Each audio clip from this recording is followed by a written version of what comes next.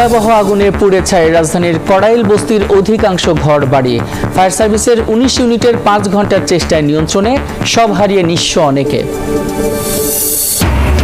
অগ্রণী ব্যাংকে থাকা শেখ হাসিনার লকার থেকে ৮৩২ ভরি স্বর্ণালংকার জব্দ, পাওয়া গেছে অঢেল বিদেশি উপহারের সামগ্রী।